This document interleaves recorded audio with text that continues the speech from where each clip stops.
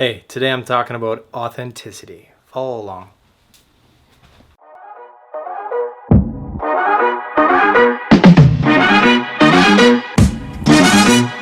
Check it.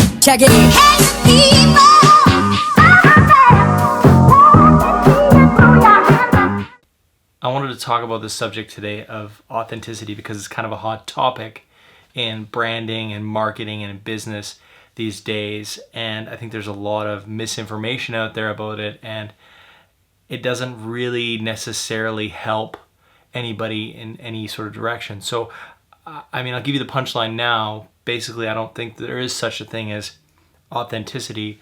I think that brands can authenticate, which is a process of making themselves seem authentic or making themselves as authentic as they can be. And that's really the difference, right? That's the punchline there. I mean, you can move on to some other videos if you like, but if you can, if you want to stick around, I'll get more in depth into it. So there's this concept about authenticity in branding these days and in marketing in general and business, and that comes from maybe there's a little bit of mistrust in companies. A lot of companies have been doing some shady things. VW is a prime example with the whole emission scandal, and I mean there's countless others. Ashley Madison getting hacked. I mean there's a ton of stuff out there that sort of points to that companies are a little less trustworthy, or at least they seem less trustworthy nowadays, because media and social media and all these things have contributed to us getting information much quicker and easier, and a lot more opinions are out there nowadays about stuff like this than there was 20, 30, 40 years ago. So while at some level it's maybe brands and businesses have never been authentic, and that's kind of my point about this whole authenticity thing. I think brands and businesses can, what I call, authenticate, which is the process of getting or seeming authentic in the eyes of the public, but there is no true authenticity. I mean, there's a lot of psychologists and a lot of smart people out there, much smarter than me, that talk about sort of the duality in people, and how even as people we have to display a certain thing to the public versus what our private intentions are, our private lives. And this holds true for companies as well, right? They could never really show us the true authentic self, because we all, as humans, we all have to wear a mask sometimes to live in today's society. So this whole concept about brands, you have to be authentic. You have to be on live streaming and show your true colors and show the warts and show the pimples and all that stuff on your face. And while I don't think this is a helpful discussion, because I don't think it's actually reality, I think companies can definitely do some things to show behind the scenes, but there'll always be this layer of production. There's always going to be this layer of, we decide what we show.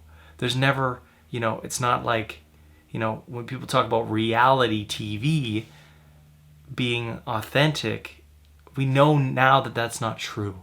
We know now that there's producers and editors and all sorts of layers in between the audience and the performers, to create perception, right? To create a reality, and that's not reality TV. And it's the same with businesses. It's the same with companies. It's the same with branding.